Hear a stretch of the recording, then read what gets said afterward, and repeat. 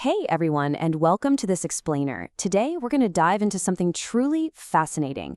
We're looking at how humanity's ultimate operating system for understanding the divine has updated over the millennia. We are exploring the history of human belief, but not as some dusty, static relic. No, we're looking at it as an active, breathing project that has completely evolved right alongside us. So let me throw a question out there to kick things off. Did God create humans, or did humans create the concept of God? Well, researchers like Karen Armstrong suggest a really brilliant shift in perspective here. Instead of treating the concept of God as this unchangeable monolith that was just, handed down to us from the sky, we can actually view it as a dynamic, ever-changing creative project. As we evolved intellectually and socially as a species, we constantly molded and updated this idea to fit our shifting psychological needs and the rapidly changing world around us. But before we really get into the history, there's this one crucial distinction we need to wrap our heads around, and it's the difference between finding meaning and finding facts. Ancient religion was primarily about finding meaning. That's what we call mythos. It was not about proving scientific facts, which is logos. Think about it. Early humans weren't trying to use the concept of God to explain the practical meteorological physics of a thunderstorm, right? They were using God to survive the sheer psychological terror of it. Religion was, essentially, the cure for the absolute chaos of existence. All right, so here's our roadmap for today. We're going to look at the early search for meaning, move on to covenants and ethical shifts, explore when logic met religion, step into the Enlightenment in the digital age, and finally, take a look at the future of God. Okay, let's jump right into part 1, the early search for meaning. Basically, we're booting up version 1.0 of the divine operating system. Picture this, early humanity trying to make sense of a genuinely terrifying world. Historians point out that our very first tribal gods were fiercely protective. I mean, they had to be. They served the most fundamental human need there is, survival and security against rival groups. When you look at the deliberate burials from the Middle Paleolithic era, or those massive, incredible stone pillars at Göbekli Tepe, built around 9000 BCE, you see these complex rituals emerging. And get this, they emerged even before we figured out how to farm. The crucial takeaway here is that religion wasn't forced on humans from some outside authority. It was born completely organically from our deep psychological need to just feel safe and connected in a totally brutal environment.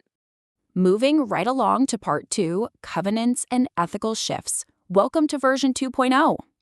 Over a few centuries, the whole concept of God starts to transition.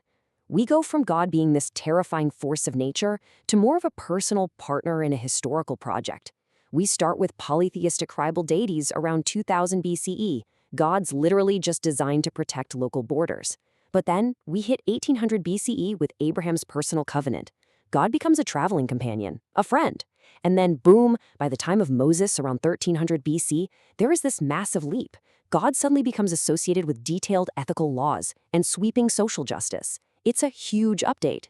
And we actually see this upgrade reflected directly in the language of the texts themselves. Theologians like Todd Decker point out that this specific name change in the Hebrew Bible is a really big deal. Going from El Shaddai, which translates to a powerful God Almighty, to YHW marks a major philosophical shift. The name YHW actually derives from a verb meaning to be. So God is transitioning from just being a really tough tribal leader into this much more ultimate, transcendent understanding of existence and being itself. Yale's Kristen Hayes points out something really interesting about the famous story of Jacob wrestling with God. This whole era reveals this new, super productive struggle between the divine and humanity. God is no longer just demanding blind obedience from us. Instead, we're engaging in a real push and pull relationship. We are actively, almost literally, wrestling with meaning. So the real core of version 2.0 is that ethics and compassion became the primary way to connect with the divine. It wasn't just about offering animal sacrifices anymore. The Jewish prophets were out there insisting that taking care of the most vulnerable, the widows and orphans, that was the true path to God. Then Christianity steps in, completely reframing God as a universally loving parent. They introduced this concept of a once-and-done perfect sacrifice, basically saying, hey, humanity doesn't have to keep endlessly repeating these old physical tabernacle rituals. It completely revolutionized the way everyday people interacted with the divine. All right, part 3, when logic met religion. We are now hitting version 3.0. Now, this is where it gets super interesting. During the Islamic Golden Age, you have these brilliant thinkers arguing that, look, if God created a rational universe, then utilizing reason and science is actually the highest possible form of worship. You had minds like Al-Kindi stating flat out that truth must be accepted no matter where it comes from, even if it comes from completely outside your own religion. And Al-Farabi, he took it a step further, arguing that religion is really just high-level philosophy that's been translated into poetic stories so the masses can actually digest it. To these guys, studying the absolute laws of nature was literally the exact same thing as studying God. But, of course, during this highly intellectual period, an ultimate tension emerges. On one side, you've got Ibn Sina. He essentially proves God's existence using pure, unadulterated logic, calling God a mathematical necessity that keeps the whole universe running. Incredible, right? But the problem was, this God felt kind of distant and totally indifferent to daily human struggles. So, on the flip side, Al-Ghazali pushes back hard.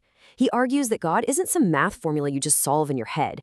God is an experience you have to actually taste, something found in the mirror of the human heart, not on a chalkboard. So which is it? Is God the cold logic holding the universe together, or this deeply emotional personal experience? Honestly, that debate still resonates so much today. Which brings us to part 4, Enlightenment and the Digital Age. Time for version 4.0. It is kind of wild to think about, but the actual physical mediums we use to communicate are just as responsible for changing religion as the theologians themselves. Seriously, the adoption of the Roman Codex, like the bound book as we know it, was a huge reason early Christianity spread so rapidly. And centuries later, Gutenberg's printing press literally fueled the Protestant Reformation because suddenly everyday people could hold the text in their own hands.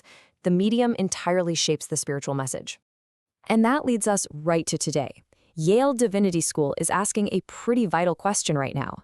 Will the modern digital media landscape, this constant 24/7 barrage of social networks and digital noise, will it assist our search for meaning, or is it going to completely hinder it? Make no mistake, the digital explosion we're living through is forcing another massive, undeniable shift in how humanity relates to the whole concept of the divine. We are literally sitting right in the middle of a live software update. So let's look ahead. Part 5, The Future of God, version 5.0. The big million-dollar question for our highly logical, science-driven era is simply this. Does the concept of God actually have a future? Well, author Karen Armstrong makes a really beautiful argument that yes, absolutely, it does. See, while science and logic are logos, are incredibly powerful tools that can tell us exactly how our bodies fail us and the biological reasons how we die, they are totally silent on the why.